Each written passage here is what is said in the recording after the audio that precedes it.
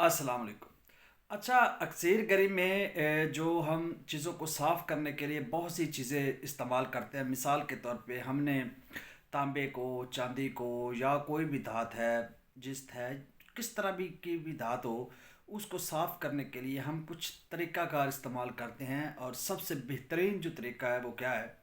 For example, आपने तांबे को साफ़ करना है, तो उसके लिए आपने क्या करना है, गंदम का जो है वो तेल ले लेना, गंदम व्हीट, जिसकी हम रोटी खाते हैं। इसका तेल निकाल लेना है, बजरिया पताल जंतर आपको खालिस मिलेगा, आप अपने हाथों से कुशीद करें। ठीक है। इस तेल को लेके अब आपने क्या करना है, तांबे को चरख दे और इसके अंदर बुझावा दे गंदम के तेल में।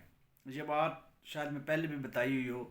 अच्छा, इस तरीके से आप जो 7-8 बार करेंगे ना, तो ये तांबा बिल्कुल रेड यानी ऐसे साफ़ हो जाएगा कि इसकी सारी मैल कुचैल जो है वो ख़त्म हो जाएगी। तो गंदम का तेल एक ऐसी चीज़ है कि जिसमें आप किसी भी धात को साफ़ कर सकते हैं बुझावा दे के।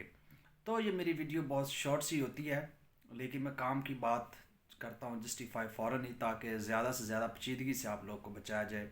ना ही कोई लॉन्ग वीडियो का ऐसा मकसद है कि मेरा जो है वो वर्थ हो। बस यही ज़हन में रखे, गंदम के तेल में बुझावा दे और अपना जो है तांबा और चांदी उसको साफ़ करें। शुक्रिया।